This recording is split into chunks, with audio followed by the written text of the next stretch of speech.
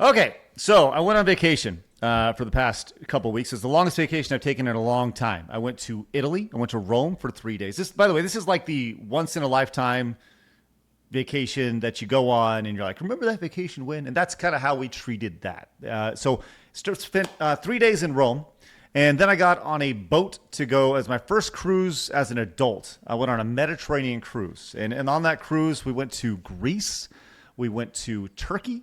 We went to Italy again, and then we also went to somewhere else. But either way, it was spectacular. It was a 10 out of 10 trip all the way until the last day where my flight was delayed and got bumped an extra day in Rome.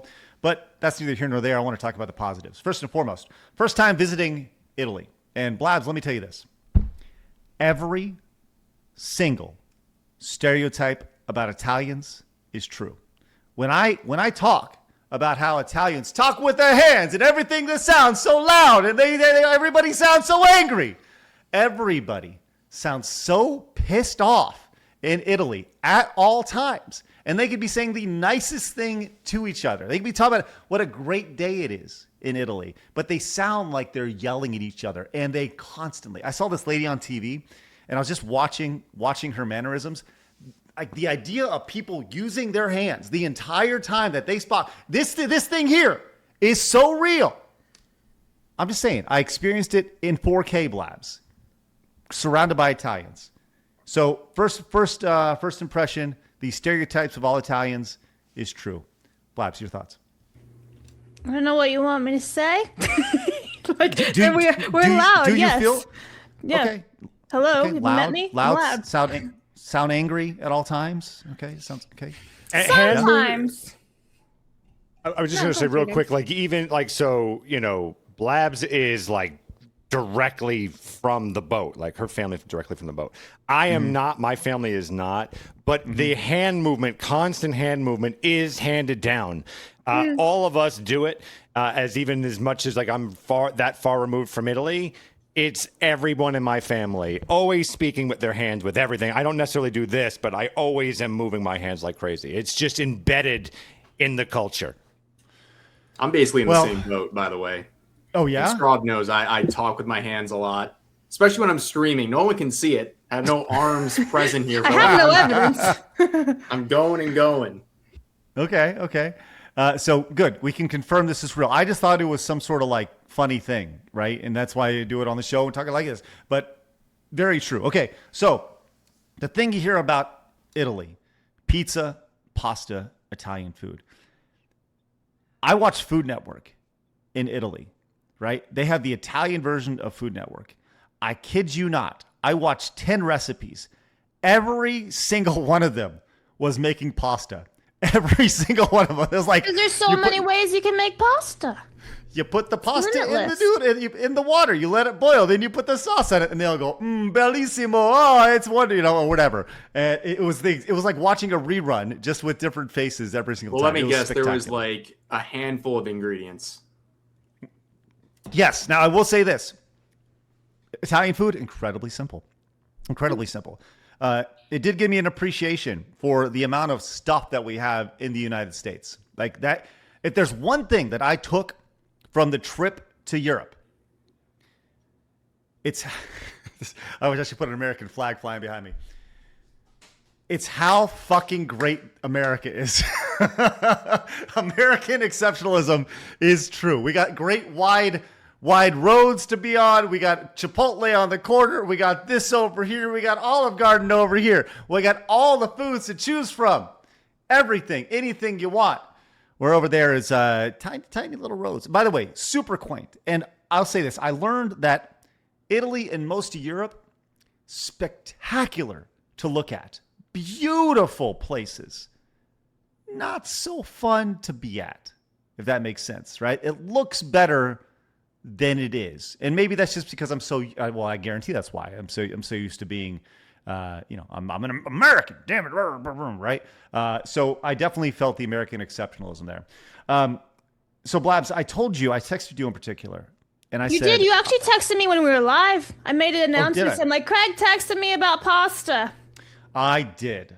Now, Phoenix, do you remember when Blabs made us the spaghetti carbonara. And we had that at the Rumble House together. Do you remember that? Where I do recall. she was very, very particular about it. Now, I went to the local joint, right? And I realized I was in a pretty touristy area. This was kind of like a vacation paint by numbers, if you will, like a sampler platter of these cities. And I'm willing to accept that, right? But you ask your tour guide, where should I go? It has the best authentic food. Hey, I know a guy. Here we go. Okay. So I went there and I asked the guy between two different dishes. And the waiter said, try the carbonara. Now, Blabs, what is the exact name? Carbonara. Oh, that's it? Okay, sounds good. Okay. Well, the thing is, like, it can be made of different meats. So what I did, I used bacon. I'm sure they didn't do bacon. They probably did prosciutto. Prosciutto. Prosciutto. Prosciutto. And let me tell you this, Blabs. I had it in Rome from an Italian who didn't speak a damn word of English. Yours was better. Oh. Thank you. That's nice. I'm kind of surprised. Now, with that said, not my favorite pasta, but it was an acquired thing, I guess. But I tried it. Right? I tried it. So congratulations, Blabs. Thank you. They actually use bacon. You said prosciutto. They used prosciutto, so maybe you didn't like the prosciutto. No, I didn't like the egg. It was like it's like no, but maybe they put too much egg for your liking because it's always supposed to be like one or two in the whole thing. I sent you a picture of it. You did. Hang on. Let me look. Yeah. You can look it up. Either way, so some other places that I hit. Went to the Vatican. It was a lot of egg, huh? Anyway. Went to the Vatican, and everyone was like, you got to go see the Vatican. So I went to the Vatican, and that's where the Pope is and all that. I hated the Vatican. The Vatican was like being shoveled. From what I'm understanding so far, you've just hated all of Italy, right? No. Like the pasta, he hated the Vatican. He thinks it looks beautiful from far away, but not being there. Blabs? Like, dude, what's up? Blabs? No. This is the best trip I've ever been on. Okay. Right? To be clear, I'm giving you the worst before I get to the best. Okay. I was gonna say, we're gonna get to the good part. We're gonna get to the good stuff. Like I said, we're not gonna talk about the bad stuff. We're about to talk about the good stuff. I said we're gonna get to the good stuff. Vatican sucked, right? Mainly because there's so many people there. We did the tour guide and everything. And I just felt like it was being shoveled through. Yeah, you went. So every time I've went, I go off season, which is it's a very, very different environment. Yeah, you probably went whether it's that huge square and it's just packed with people. Yes. And I could imagine that being pretty rough. Yes, it was horrible. Now, with that said, directly next to the Vatican, because once again, there's no AC in any of this stuff, and I'm just an American who loves his air conditioning. Because apparently in Italy, they think that AC gives you the flu or something. AC across Europe is hard to come by. It's very hard to come by. Wait, we blasted that shit in the hotel room. So we blasted. It was like going. You were lucky. I never had that. It was great. But right next to the Vatican was the piece de resistance of the entire trip. Now, Phoenix, before we went, you said, well, actually, I would like for you to repeat what you told me about going there. Yeah, I said a few. Basically, if there's one place you go to, I said, I know you're going to probably want to go to the Coliseum and stuff like that. Yeah, that's great. But really, what you absolutely must go to is St. Peter's there, the Basilica. Because when you step in there, if you don't even believe in God, you will when you go in there. And you will see, and you will probably also have a greater appreciation for art, too, and what man can do when they are inspired by something higher power than them. It could be a God, it could be a belief, whatever that may be. Because when you step in there, it doesn't make sense how beautiful and how epic scale that place is. And I've never known anyone that walked in there that didn't come out having a greater appreciation for one of the things I just mentioned. Rev Straub, have you ever heard of St. Peter's Basilica before? Yes. Yeah, I've never been to. I've been to it. We've been to a different basilica. There's only so many basilicas in the world, and they're beautiful. Yeah, it's breathtaking. So, Basilica is essentially just a church, right? It's like a big church. And to say that this is awe-inspiring is an understatement. This is shot with like a wide-angle lens right here, what we're watching. But you feel so minuscule in this thing. And we happened to be there when a service was happening. It was very cool to see. It was packed. It was crowded. But everyone was very, very respectful of what was happening. It was truly awe-inspiring to go in. And I encourage everybody, if you ever have an opportunity to go see St. Peter's, that is a bucket list thing that I didn't know that I needed on my bucket list, but I'm glad that I experienced it because pictures don't do it justice. Like it does not tell the story. No, it's beautiful. Basilicas is not just a big church. It's like the Pope has to give the title Basilica to a church, and there's less than 2,000 basilicas in the whole world. And I think there's only like 4 major ones or something like that, but there are some in the U.S. as well. There's not that many. Yeah, it was truly spectacular. And like I cannot, like, as bad as the Vatican was, and by the way, like the Vatican has a ton of amazing things in it, but it was so hot. I just felt like cattle being put through going to death. That's what it felt like, right? But as bad as the Vatican was, that's how great St. Peter's was. It was easily the most impressive thing that I've seen. And I texted you afterward. I said, I now believe in God. I believe in God, Phoenix. Yeah, it's hard not to. Yeah. I was fascinated by the ruins in Italy and specifically in Rome. I thought Rome was spectacular. I could spend, just with the history in Rome, I could spend months there just going to different things and experiencing. I'm a big history guy. I'm fascinated by all that stuff. And I think that's, as you get older, you appreciate that. And, you know, the whole thing of like, how often do you think about the Roman Empire? I'm the reason that joke exists. I think the Roman Empire is spectacular. And we went to the Coliseum, saw it from the outside, didn't go inside, but we saw all the major touristy things in Rome. Then we got on a boat. I said we stopped in Greece. Greece, spectacular. Truly wonderful. If you ever have an opportunity to go to Greece, do it. To say it's picturesque is amazing. It's beautiful. Phoenix, I mean, I did not know you were such a world traveler. Yeah, I've been like everywhere. Yeah. I especially like Paris. I basically lived there every weekend. I would go there constantly. I've traveled pretty much to many. Hold on. Hold on. I used to go to Paris every weekend. What did you just say? Yeah, Okay. like nearly. Yeah, I would go there constantly. I maybe not literally every week, but I at minimum once a month. Minimum, probably like 3 or 4 times a month. And been to pretty much most places. I haven't been to Russia, but I've been to like Bulgaria. So I've not been to Turkey. I'm kind of curious to see what your thoughts on that were, but many places. Okay, so of the places that we went, Italy, spectacular. Greece, just wonderful. And I know I'm missing another one in there, but Turkey? Greece.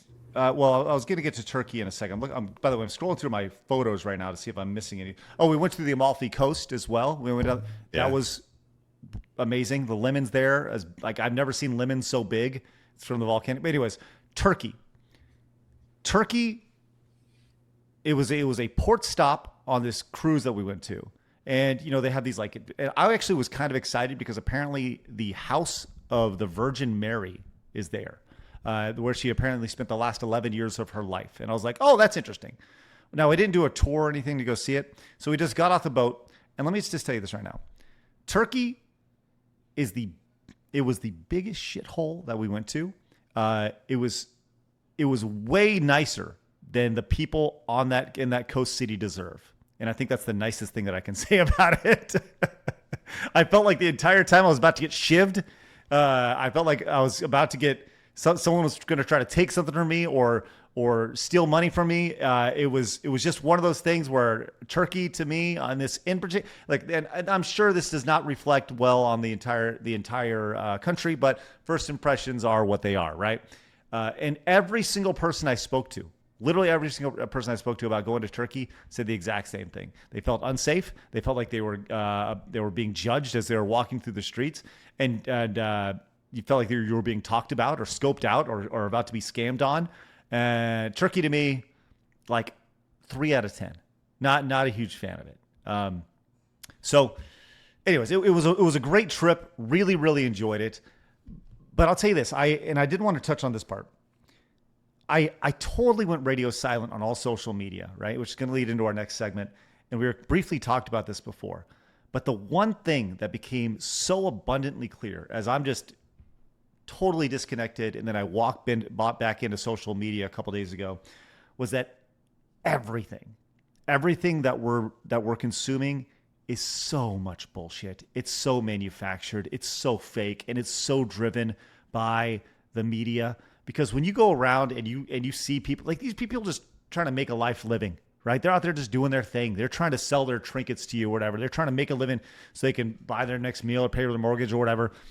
They're just normal people for the most part. But to see the divide that is being thrust on you by the media. And this was true in Europe as well. As I turned on the news, and I couldn't understand a word that they were saying, but the headlines associated with things that they were talking about were slanted extremely left. Everything was anti-Trump. Everything was anti-right. It was so apparent that there is a complex that is pushing all these narratives that in real life doesn't exist, but we are surrounded by it constantly on social media. And Phoenix, you were asking like if, my thoughts on social media prior to the show. What was your question again about that? Did you now agree that it's like the bane of all existence? Yeah.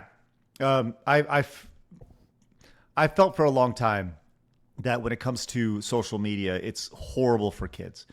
I think now more than ever, it's horrible for everybody. And the algorithms that we have that are built around catering to, our thoughts and biases only drive a wedge between people. And it was tough, man. It's not that it's tough to see it, but I knew it. But it just to fully detox, if you will, before going into it and just being thrust back into a burning fire that was X. It was pretty eye opening, to say the least. So, have you guys ever experienced that, Rev Schraub, when you guys took time away from the internet and then you kind of got back on? You're like, whoa, this place sucks. Yes. Yeah. I mean, pretty much anytime we're away touching grass, even for a couple days, you come back and you're just like, wow, life is so much more pleasant without the internet and putting your phone away, even just for a couple days. But yeah, you missed a lot this last week or so. It's been like an extra toxic week or so. Sounds awesome. Yay! No, it's like, because like I mentioned before too, I had been like off Twitter and I've been on it a little bit. I still have the app. The app's been deleted like over a month now. And like I would go on occasionally and like there were some things like people were talking about that I kind of chimed in the last few days. But overall, I've been like offline so much. But like when you do come back onto Twitter and you see everyone's right back where you left them. Everyone's still arguing over the same things, or if it's not the same thing, it's something adjacent, and it's just so tiring. Like, isn't everyone just so tired sometimes, like on all sides? Yeah. And I think that, that's the one thing that I saw immediately. Yeah. I came on and I was like, whoa, like, like this is not how people act and interact unless you're in Turkey, apparently. But yeah, it was very eye opening for sure. And I'd love to hear, obviously, y'all's thoughts, chat. If you guys ever left and then come back and you're like, whoa, this place sucks. I think social media on its smallest level is always reminds me of like if you're with a loved one and you're really cranky in the car and you're just like, oh, I hate Steve. Someone should. I just feel like I want to punch Steve in the face or whatever. And blah, blah, blah, and it's so hot and my balls hurt. Whatever the fuck it is that you're complaining about, and you just bitch and bitch and bitch and bitch. Your loved one kind of like, okay, honey, okay, great, let's get you some pizza, we'll relax and this and that. And then you cool down and you go about your day, and then you see Steve in the office and you can shake his hand and move on with your life because you've cooled down. The internet allows you at all times to be that cranky son of a bitch without any guardrails. It's just keep being cranky, and then you're just seeing everyone cranky. And then someone bitching about that makes you more cranky, and then you make a post and it's just everyone is cranky 24 hours a day. And it's all emotion. And unfortunately, that algorithm loves that emotion and projects that. And then that becomes front-facing news. So it's just this never-ending circle of crankiness bullshit, it's hard to escape from. And it must feel great to have walked away from it and just gotten that week and a half or 2 weeks, whatever, to cool down and just see life for what it is. And it's not anywhere near as hostile as social media makes it out to be. I agree. The real world is better than social media. And, I feel like for me, it was one of those things where, we do talk about drama and nonsense on the show occasionally, things happen online and we'll talk about it. And it makes me say, like, how can we make the show better, right? And there will be times where we need to talk about that stuff, but how can we improve the show to where people don't feel drained by listening to it or watching or raging people? How can we improve things there? And we're just talking about what we're seeing, but we're seeing this stuff on social media, and social media is the one driving a lot of this conversation, which ultimately drives us to conversation. So I don't have an answer to that. If I did, I wish I did. What I do have an answer to is I put on like 7 pounds. Attaboy. Yeah. And Blabs, you were saying, or maybe it was you, Rev, you were saying, like, well, if you're walking all over the place, right, shouldn't you be burning off those calories? And the answer is not if you out eat how much you walked off. On average, I was walking like 20,000 steps a day, and I was still able to put on 7 pounds while eating all this carbs and bread and just nom nom nom nom nom nom nom.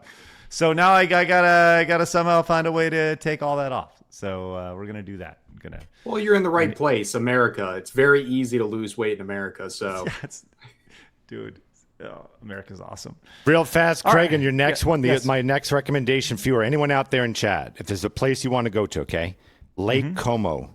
That's where you need to go next. What is that? That's in Italy, and that is beauty that cannot be defined. You cannot process it.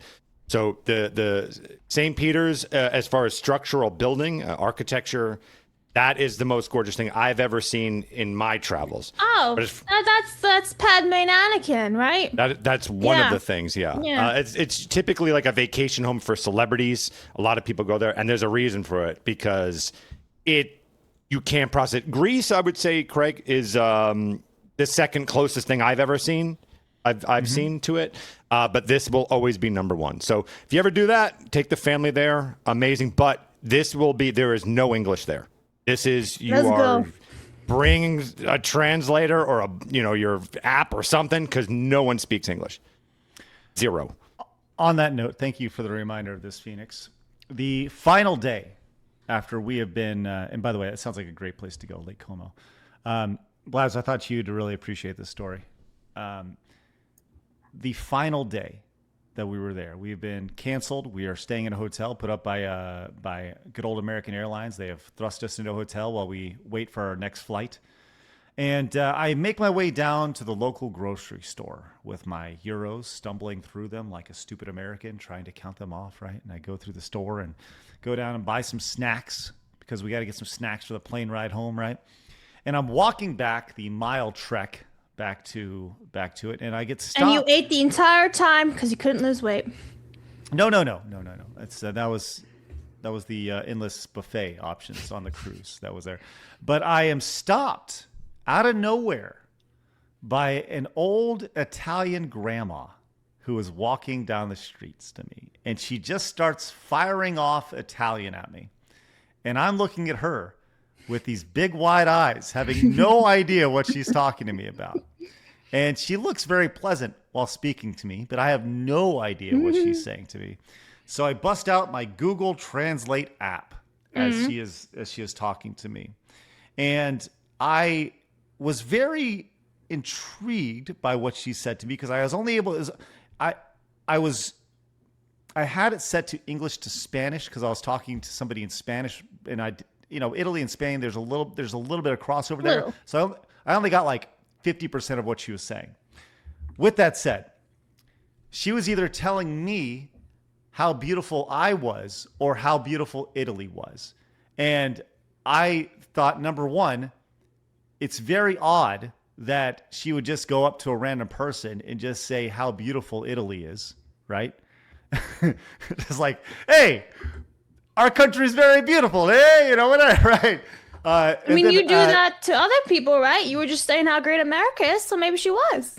Yeah, but I don't just stop people as they're walking down the middle of the street and be like, hey. That'd be funny, man on the street. Hey, how awesome's America, huh? Hey, can we just get over how beautiful America is right now? But then the second half of that was, why would she stop me to tell me that? As I'm just like some ugly idiot on the internet, right? So either way, it did leave me feeling pretty good. And I told her thank you. And then I left. But it was a very nice interaction. That was my lasting interaction, my lasting interaction with somebody from Italy. So thank you for that, old Italian Nona, who told me or Italy was very beautiful. One of the two. I'm not quite sure. Can I, real quick, one last thing. When we were at the airport, when we first arrived, the first interaction that we had was with this young lady who was, when you have to go through the passport system and everything. And when I say everybody sounds super aggressive when speaking Italian, everyone is super loud and their language just sounds fairly aggressive. So when she's speaking to somebody 30 feet away, it sounds super aggressive and mean.